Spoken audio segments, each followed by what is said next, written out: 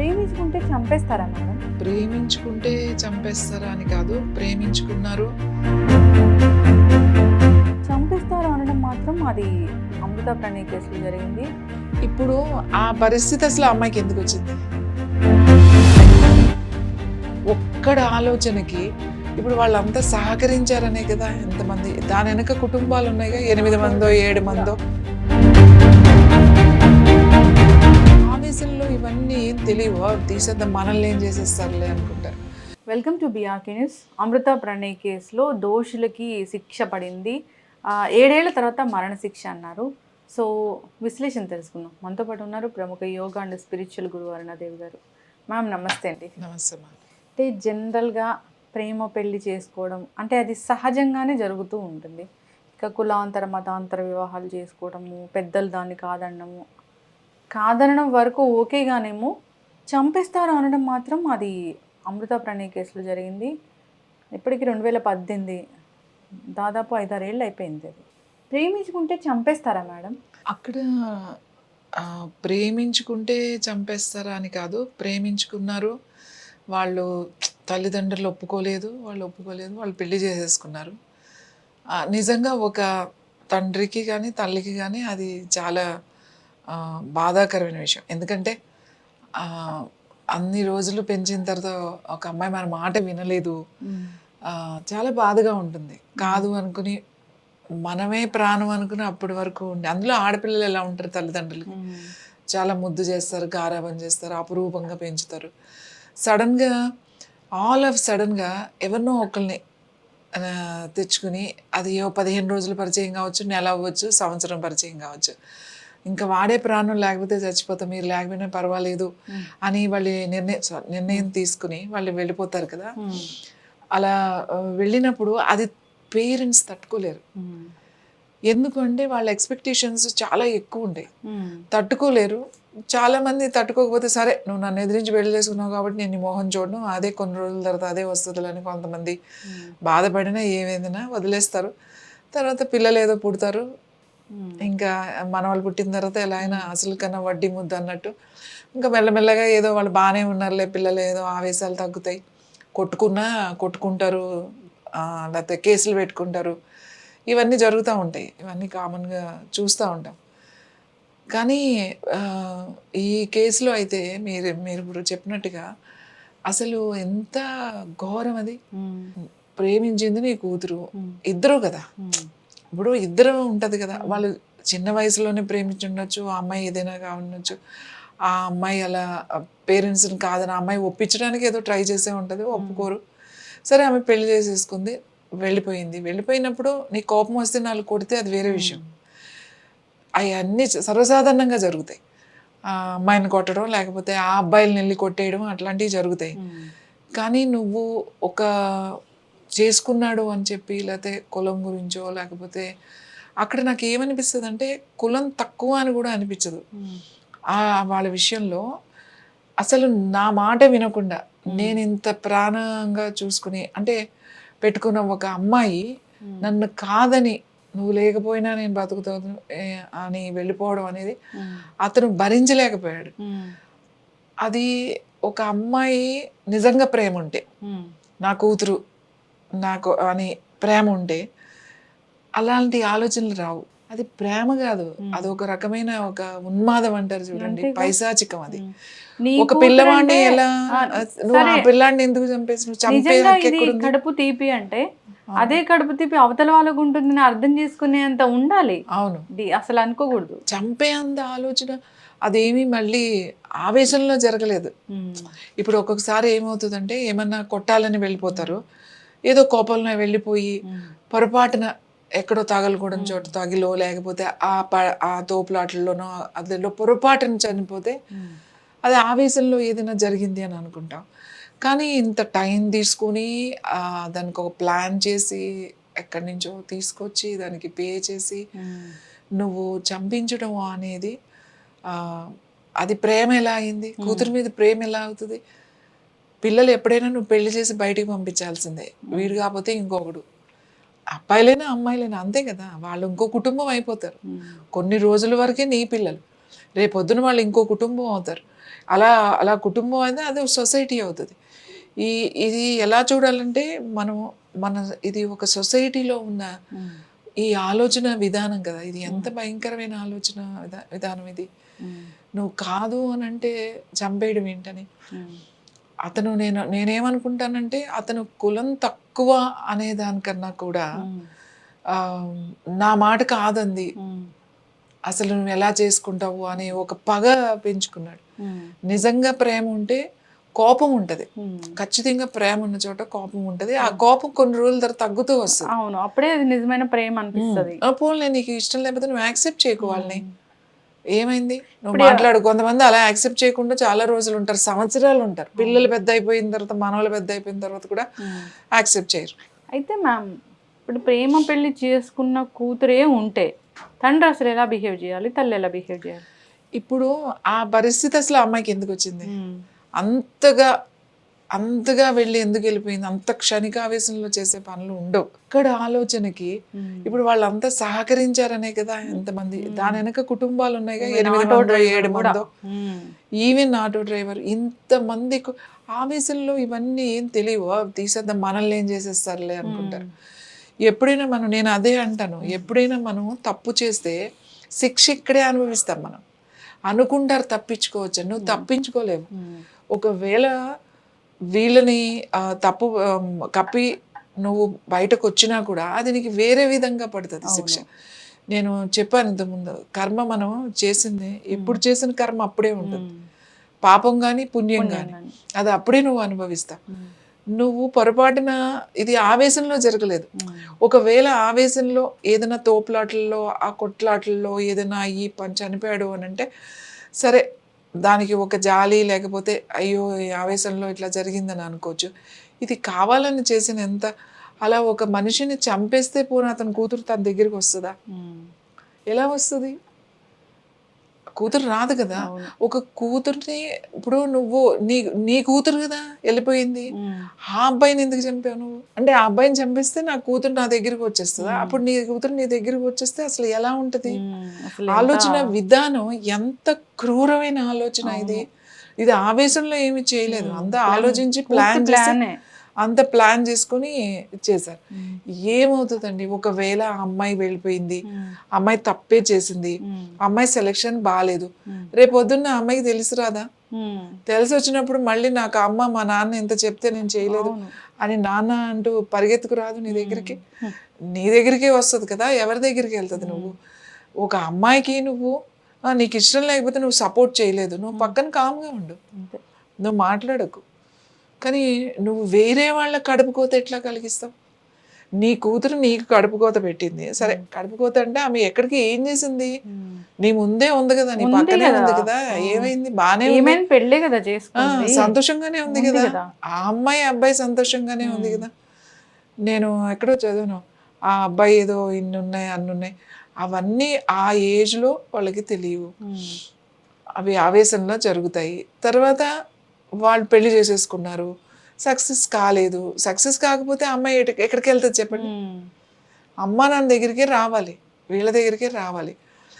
నువ్వు వదిలేయాలి. ఇంకా నా పిల్లలు, అదే నేను చెప్తాను, మనకి పిల్లల మీద ఏంటో, పిల్లల్ని కనేసి మనకి ఏంటో సర్వాధికారాలు ఉన్నట్టుగా ఫీల్ అయిపోతాం మనం. ఒక వయసు వచ్చిన తర్వాత కూడా, ఒక వయసు వచ్చే వరకే. మనకి 18 సంవత్సరాలు అని చెప్పేసి ఎందుకు పెట్టింది గవర్నమెంట్? అప్పుడు వస్తే వాడికి మెచ్యూరిటీ వచ్చినట్టే అని చెప్పేసి. ఓటు హక్కు కూడా అప్పుడేగా ఇచ్చింది, అంటే వాడికి ఆలోచించుకోగలే శక్తి ఉందనే కదా. 18 సంవత్సరాలు వచ్చిన అమ్మాయి కానీ అబ్బాయి కానీ నీకు ఓటు హక్కు ఉంది అంటే ఆలోచించే వాడికి బుర్ర ఉంది అని చెప్పి. నువ్వు దాన్ని ఎందుకు ఒప్పుకోవు? వాళ్ళ ఆలోచన అంతే ఉందేమో, నీకు అనుభవంతో నీకు ఇంకా ఎక్కువ ఆలోచన ఎక్స్పీరియన్స్ ఉంది కాబట్టి మనం చెప్తాం, అలా కాదమ్మా ఇలా అయితే బాగుంటుంది, నువ్వు ఇలా చెయ్యకు అని చెప్తాం. చెప్పాలి, బుజ్జగించుకోవాలి, మాట్లాడాలి, కూర్చోబెట్టాలి, పిల్లల్ని దగ్గరికి తీసుకోవాలి. నువ్వు రూల్ చేయకూడదు. ఆ టీనేజ్లో రూల్ చేస్తే వాళ్ళు ఏం చేస్తారంటే చాలా స్ట్రాంగ్గా ఉంటారు. వాళ్ళ హార్మోన్స్ ఎలా ఉంటాయి, అప్పుడు ఏదైనా చేయగలుగుతాము అనే దాంట్లో ఉంటారు, నువ్వెంత అనే దాంట్లో ఉంటారు. ఇంకోటి మనం పెంచే విధానం కూడా అలానే ఉంటుంది. పెంచే విధానంలో కూడా వాళ్ళు కూడా ఒప్పించుకొని, ఇప్పుడు కొంతమంది పెళ్ళిళ్ళు చేసుకుంటారు, కొన్ని సంవత్సరాలు ఒప్పుకోరు, అయినా కూడా ఉండి ఒప్పించుకొని చేసుకుంటారు. సో ఆ ఓపిక వాళ్ళకి లేదు, వీళ్ళకి అంతకన్నా లేదు, వాళ్ళకి వయసు లేదు, వీళ్ళకి వయసు ఉంది కదా, తల్లిదండ్రులు కదండి. ఎట్లా పిల్లలు ఆ అబ్బాయి పెళ్లి చేసుకున్న తర్వాత ఆ అబ్బాయి పోతే బాధపడేది ఎవరు? కూతురే కదా, కూతురికే కదా బాధ. నువ్వు ఎందుకు యాక్సెప్ట్ చెయ్యవు? నేను అందరికీ చెప్తున్నా, ఏం చెప్తున్నానంటే పిల్లల్ని ఏదో ఇప్పుడు నేను కన్నాను, నేను పెంచేశాను కాబట్టి నా ఇష్టం అనడానికి లేదు. అలా చేయడానికి లేదు అసలు. వాళ్ళు ఒక మేజర్ అయిన తర్వాత మనకు తెలుసు వాళ్ళు తప్పు నిర్ణయం తీసుకుంటున్నారు, రేపు పొద్దున్న నిజంగా వాళ్ళు సఫర్ అవుతారని మనకు తెలుస్తుంది, అర్థమవుతుంది. మనం చాలా చెప్పాము, వేరే వాళ్ళ చేత కూర్చోబెట్టి చెప్పించాం, కౌన్సిలింగ్ కూడా తీసుకెళ్ళాం. ఇప్పుడు కౌన్సిలింగ్ కూడా అయినా వాళ్ళు వినట్లేదు. విన్నప్పుడు నువ్వు ఏం చేస్తావు? యాక్సెప్ట్. ఎలా జరిగేది అలా జరుగుతుంది. దానికి ఇప్పుడు కక్షతో ప్రతీకారంతో నువ్వు పోయావు, ఆ అమ్మాయికి బాధే. ఆ అమ్మాయి కూడా అలా సింగిల్గా ఇప్పుడు ఇన్ని సంవత్సరాలు అలా ఉంది. ఆ చిన్న పిల్లాడికి తండ్రి లేడు ఇప్పుడు. ఆ పిల్లాడి పరిస్థితి ఏంటి? తర్వాత ఆ తల్లిదండ్రుల పరిస్థితి ఏంటి? ఇప్పుడు ఎవరైతే దీంట్లో సహకరించారన్న ఎంతమంది కుటుంబాలు ఉన్నాయి, వాళ్ళకి ఎంతమంది పిల్లలు ఉన్నారు? ఇదంతా పిల్లల మీద ప్రభావం చూపేదు. రేపొద్దున్న ఆ పిల్లలు రేపొద్దున ఎలా పెరుగుతారు? మళ్ళీ వాళ్ళు కూడా ఇలా కక్షలు ప్రతీకారాలతో నువ్వు మా నాన్నని చంపేశావు, నువ్వు మా నాన్నకి శిక్ష పడేలా చేసావు అని చెప్పి వాళ్ళు కూడా అలానే బిహేవ్ చేస్తే సొసైటీ పరిస్థితి ఏంటి? నువ్వు ఆలోచించే విధానం మన సొసైటీలో ఇంకా ఇప్పుడు కూడా నువ్వు ఆ పిల్లల మీద కొంతమంది మనం మాట్లాడుతున్నప్పుడు చూస్తాం, నా పిల్లలు మాట వినట్లేదండి, నా పిల్లలు మాట్లాడినట్లేదండి, వినాలి అని వాళ్ళ మీద ఎంత ప్రెషర్ పెట్టేస్తారు. ఇంకొకటి అక్కడ చాలా మంది చెప్తారు, వాళ్ళ చుట్టాలు కూడా పదే పదే అడుగుతున్నారు అనే దానివల్ల కూడా మనస్తాపానికి గురయ్యాడా తండ్రి అని కూడా అంటారు. అంటే బేసికల్గా అసలు అలాంటి వాటిని డినై చేయాలి కదా మేడం? అడుగుతారు. ఇప్పుడు మనకు కనపడగానే, ఇప్పుడు మీరు ఎవరికైనా కనపడ్డారనుకోండి, బాగున్నారా అని అడుగుతారు. ఇప్పుడు ఏదైనా ఒక ఇన్సిడెంట్ మన ఇంట్లో జరిగింది అనుకోండి, దాని గురించి మాట్లాడతారు. ఎన్ని రోజులు మాట్లాడతారండి? అందరికీ అదే పనా? కొత్తగా 10 రోజులు మాట్లాడతారేమో. బాగా నిన్ను అడిగారు అంటే 15 రోజులు, ఇంకా బాగా అడిగారు అంటే 4 రోజులు.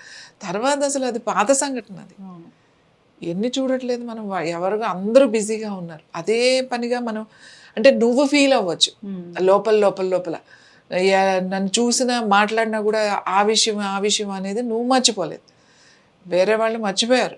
ఒక 4 రోజుల కన్నా ఎక్కువ ఎవ్వరికీ ఉండదు. 30 రోజుల తర్వాత వాళ్ళు మర్చిపోతారు. వేరే విషయాలు వస్తాయి, కొత్త విషయాలు. పాత విషయాన్ని పట్టుకోరు. మాకు చుట్టాలు అడుగుతున్నారు అంటే అడుగుతారు, ఏమైంది, అవును చేసుకున్నారు, వాళ్ళ ఇష్టం అని అంటే అయిపోతుంది కదండి. ఇప్పుడు చేసుకున్నారు, దాన్ని ఇప్పుడు ఈయనేం తప్పు పట్టట్లేదు కదా. ఈయన ఎవరు తప్పు పడతారు? అందరికీ పిల్లలు ఉన్నారు. పిల్లలు మనం అంటాం, పిల్లలు అంటారు కానీ వాళ్ళ రాతలు మనం కనం కదా అని చెప్పేసి. సో ఎందుకు అంటున్నారు అని అంటే అది వాళ్ళ ఇష్టం. ఇప్పుడున్న జనరేషన్ మనం చెప్పి వదిలేయాలి. చిన్నప్పటి నుంచి వాళ్ళకి వాల్యూస్ చెప్పాలి. నువ్వు చిన్నప్పటి నుంచి నువ్వు ఒక రూలర్ లాగా అదేదో పెద్ద కొంతమంది అలానే ఉంటుంది, నేను చెప్పిందే వినాలి. అసలు ఆ పిల్లవాడు ఏం చెప్తున్నాడో వినరు, ఆ పిల్లలు ఏం చెప్తున్నారో వినరు. వాళ్ళు వాడేంటి చెప్పేది, ఆడికేం తెలుసు, దేనికేం తెలుసు, అదేం మాట్లాడుతుంది అంతగా అనుకుంటే ఆ పిల్లలకి అలాంటి ఆలోచన రాకుండా పెంచాలి. అప్పుడే నువ్వు ఆ మాట విని వానికి సపోర్ట్ ఇస్తే పిల్లలకి ఎట్లా ఉండాలి అని అంటే, అలా అని చెప్పి నేను ఏదో ఫ్రెండ్స్ లాగా ఉండమని నేను చెప్పను. ఎందుకంటే పేరెంట్స్ ఎప్పుడు కూడా తల్లిదండ్రుల స్థానంలోనే ఉంటారు, స్నేహితులు అవ్వరు. ఎందుకంటే స్నేహితులు వేరు, తల్లిదండ్రులు వేరు. తల్లిదండ్రులకి బాధ్యతలు, రెస్పాన్సిబిలిటీస్ ఉంటాయి. వాళ్ళు ఆ విధంగానే ఆలోచిస్తూ ఉంటారు ప్రతిదీ కూడా. నువ్వు వాళ్ళ మాట, పిల్లలు చెప్పే మాటలు కూడా మనం వినాలి. వాడికి వీడు వింటాడు అనే ఒక నమ్మకం వాళ్ళకి కలగాలి. నువ్వు వాళ్ళని అసలు మాట్లాడనివ్వకుండా నువ్వు దూరంగా పెడితే నువ్వు చేస్తావో చెయ్యవో తర్వాత నీ ఇష్టం, కానీ వినాలి. వాళ్ళకు కూడా తెలియదండి. వాళ్ళు కూడా మనకి చాలా విషయాల్లో ఒక్కొక్కసారి వాళ్ళ దగ్గర నుంచే మనకి మంచి సలహాలు సూచనలు వస్తాయి. అలా కాదు అని చెప్పి మనం వాళ్ళ ద్వారా కూడా మనం నేర్చుకునే విషయాలు చాలా ఉంటాయి. మనం అనుకుంటాం మన వయసు పెద్దది, నాకు ఇంత ఎక్స్పీరియన్స్ ఉంది, నేను ఎంత చదువుకున్నాను, ఎంత సంపాదిస్తున్నా అని అనుకుంటాం. చాలా చిన్న విషయాలు ఒక్కొక్కసారి మనకు వాళ్ళు టక్కుమని చెప్తారు, అవును కదా నేను ఆలోచించలేదే, వీళ్ళు ఇలా ఆలోచిస్తున్నారా అని చెప్పి. సో ఇలాంటివి కూడా ఉంటాయి. కాబట్టి మనం సొసైటీలో ఉంటున్నాం కాబట్టి ఇవాళ మన పిల్లలు రేపు ఒక సమాజం, ఒక సొసైటీ, అంతే కదా. మంచి సొసైటీని ఇవ్వాలి. ఎప్పుడు మనం మంచి పిల్లల్ని ఉంటే మంచి సొసైటీ. వాళ్ళకి పెళ్లి చేసుకోవాలి అనే ఒక స్వేచ్ఛ అది మాది అని అనుకున్నప్పుడు వదిలేయండి వాళ్ళ మీద. దానికి ఎందుకు మన మాటే నెగ్గాలి, మన మాటే చేయాలి? సరే ఇప్పుడు పెళ్లి చేసుకున్నారని ఇలా చేస్తున్నారు, పెళ్లి చేసుకున్నాక కూడా తల్లిదండ్రులు ఒప్పుకున్న పెళ్లి చేసుకున్న తర్వాత కూడా ఈ తల్లిదండ్రులు ఎవరైతే ఉన్నారో అమ్మాయి వైపు కావచ్చు అబ్బాయి వైపు కావచ్చు, ఆ వాళ్ళ లైఫ్లో వీళ్ళు ఉంటారు. ఇప్పుడు నా దగ్గర మొన్న ఒక కేసు వచ్చింది. పొద్దున్న లేచిన కాడి నుంచి ప్రతి నిమిషం ఫోన్ వస్తుంది. నువ్వు తిన్నావా, ఏం తిన్నావు, ఎన్నిసార్లు బాత్రూమ్కి వెళ్ళావు, ఎన్నిసార్లు మీరు ఇద్దరు మాట్లాడుకున్నారు, ఎన్నిసార్లు నీకు కాల్స్ వచ్చినాయి, ఎప్పుడు ప్రతి క్షణానికి మాట. వాళ్ళిద్దరూ ఏం చేయాలో కూడా ఈ రోజు ప్లాన్ పేరెంట్సే వేస్తారు. నువ్వు అలా ఉండు, నువ్వు అలా చేయి. అలాంటి వాళ్ళు కూడా ఉన్నారు. వినకపోతే మా కోడలు మంచిది కాదు, మా కోడలు అసలు అలాంటిది ఇలాంటిది, లేకపోతే మా అల్లుడు మంచోడు కాదని వీళ్ళు. ఇలా పేరెంట్స్ అంత వీళ్ళు ఏమనుకుంటారంటే వీళ్ళ ఏజ్లో వీళ్ళు రిటైర్ అయిపోయి ఇప్పుడు అతను ఎవరో మొలకలు తినమన్నాడని, లేకపోతే ఇతనేమో ఇంకొకటి ఏదో ప్రోటీన్స్ తినమన్నాడని, లేకపోతే నాలాంటి వాళ్ళు ఏదో చెప్పారని చెప్పి ఇవన్నీ వినేసేసి ఈ పిల్లల మీద రుద్దుతా ఉంటారు. వీళ్ళని ఏం తిన్నకుండా చేస్తారు. వీళ్ళేంటి అంటే వీళ్ళకు టార్చర్ లాగా ఉంటది. ఇదే ఇక్కడ గొడవ, ఇది అసలు మాకు తినేదాని మీద కూడా స్వేచ్ఛ లేదేంటి, మొలకలు తింటే మంచిదని వాళ్ళు చెప్పారు, నీకు బాగుంది నువ్వు తిను, వాళ్ళకు కూడా చెప్పు అమ్మా ఈ ఆరోగ్యానికి మంచిది అని చెప్పి, అంతవరకే. నువ్వు వెళ్ళి రూల్ చేయకూడదు జీవితాల్లోకి వెళ్ళిపోయి. వాళ్ళ ఎంత నీ పిల్లలే, నిజంగానే నువ్వు కష్టపడే పెంచావు నీ పిల్లలే, కానీ నువ్వు వెళ్ళిపోవద్దు. నువ్వు ఎంతవరకు ఉండాలో అంతవరకు ఉండాలి. ఇప్పుడున్న జనరేషన్ పిల్లలు ఎంతమంది సఫర్ అవుతున్నారు. పేరెంట్స్ వెళ్ళిపోయి వీళ్ళే ఇక్కడి నుంచి ఫోన్లోంచే, ఎంత దూరంగా ఉన్నా ఫోన్లోంచే మన వాళ్ళు నడిపించేస్తూ ఉంటారు. పేరెంట్స్ నేనేమంటానంటే పిల్లలకి చెప్పండి, అది చిన్నప్పటి నుంచి నేర్పించాలి, చిన్నప్పటి నుంచి చెప్పాలి. ఎంత చెప్పి చేసినా కూడా పిల్లలు వాళ్ళ పరిస్థితులను బట్టి వాళ్ళు ఎలా ఉంటారు అనేది మనకు తెలియదు. వాళ్ళు ఉన్నప్పుడు సరే వాళ్ళకు ఒక రెస్పెక్ట్ ఇవ్వండి, చేసుకున్నారు. అంతేగాని చంపేయడం అనేది అది చాలా దుర్మార్గమైన ఆలోచన. ఎప్పుడైతే నువ్వు ఆ ప్లాన్ చేసావో, ఎప్పుడైతే నువ్వు అలా ఆలోచించావో, నిన్ను చాలా క్షోభ పెట్టుండొచ్చు, నీకు చాలా అవమానం పడి ఉండొచ్చు, నిన్ను తిట్టుండొచ్చు, మీకు బాధ కలిగించవచ్చు. కానీ ఒక మనిషిని చంపే అంత ఆలోచన నీకు వచ్చింది అని అంటే నువ్వెలా మంచివాడు అయ్యావు? నీకు సహకరించిన వాళ్ళ ఆలోచనలు ఏంటి అసలు? అది ఎలా అయ్యింది? మేడం 25 కూడా లేవు అంత చిన్న వయసులో. అది ఎంత ఘోరం అది అసలు. అది చేతికొచ్చిన కొడుకు కళ్ళ ముందే ఆ తల్లికి ఎంత అసలు అది మనం చెప్పలేము ఇంకా బాధ. తన కళ్ళ ముందే కదా కొడుకు చనిపోతాడు. అవును. అబ్బో చాలా బాధ. ఎవరికైనా కదండి. ఇక్కడ అసలు క్యాస్ట్ ఏంటి, కులం ఏంటండి నాకు అర్థం కాదు. కులం కూడు పెడుతుందా ఏంటి? అంటే అసలు పూర్వీకులు అసలు ఏ కులంలో ఉన్నారని అసలు మనకి ఎలా తెలుస్తుంది? ఎవరికి తెలియదు. ఇప్పుడు ఈ రోజుల్లో కూడా ఇంత చూస్తున్నాం, ఇంత మాట్లాడుతున్నాం, ఇన్ని చేస్తున్నాం, ఇప్పుడు కూడా ఇలా ఇంకా బిహేవ్ చేస్తున్నారు. ఇంకా జెండర్స్, ఇంకా కులాలు, ఏమీ లేదు ఇక్కడ. ఇగో అంటే మమ్మల్ని కాదంటదా, అంతే కదా. అంతే, కాదంది, వెళ్ళింది, మీకు ఇష్టం లేదు, మీరు యాక్సెప్ట్ చేయకండి. వాళ్ళ బాధలు ఏవి వాళ్ళు పడతారు, వాళ్ళు చేసుకున్నారు కదా, వాళ్ళ తిప్పలు ఏవి వాళ్ళు పడతారు.